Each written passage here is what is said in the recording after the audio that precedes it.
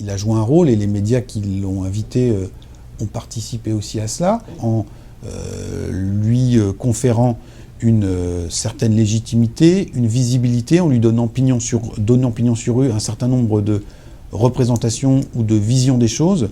Il a eu le rôle d'un peu l'intellectuel organique. De notre point de vue, il est à la fois un symptôme ou une illustration de ce mouvement, et il l'accompagne également. La question pour moi, c'est pas tant Éric Zemmour ou ce qu'il représente. Enfin, le courant de pensée de Zemmour existe.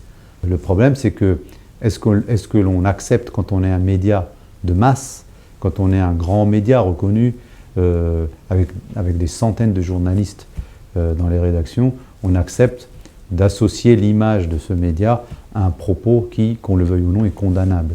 C'est un polémiste qui a été créé par les médias, parce que, enfin, notamment par la télévision, parce que la télévision a besoin d'athlètes comme ça. Parce que la télévision est un ring, et donc on a besoin d'athlètes. Au moins, quand on l'écoute, on sait que quelque chose va se produire. Laurent Ruquier n'a pas pris la parole pour tout à coup exprimer des regrets, mais simplement, il s'est installé dans le bienséant correct et à l'encontre d'un Éric Zemmour, bien sûr, qui est discuté tout en ayant énormément de succès. Il ne voulait pas contrôler le débat, il a voulu simplement payer sa dîme à la gauche bien pensante en montrant que lui aussi, même en ayant engagé Éric Zemmour et en l'ayant maintenu durant 5 ans en compagnie de l'excellent Éric Nolot, eh bien ça ne voulait pas dire que Laurent Ruquier était adepte des idées prétendues sulfureuses d'Éric Zemmour. Zemmour stigmatise une partie de la population française.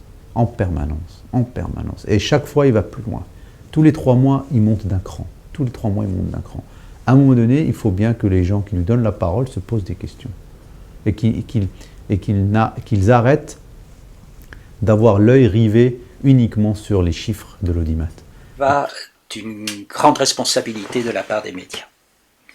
C'est-à-dire que si le média a pour souci vraiment d'éclairer le citoyen, il faut que des gens comme Zemmour, ils les mettent en face de spécialistes, qui auraient évidemment une connaissance et des arguments pour contre-argumenter. La polémique, c'est mettre en cause, toujours mettre en cause et dénoncer. Alors que la controverse, c'est essayer de se défendre des positions pour et contre, mais en essayant de les argumenter. Or, quand on dérive vers la polémique et la mise en cause, du coup, on argumente très peu, et on ne fait que mettre en cause l'autre.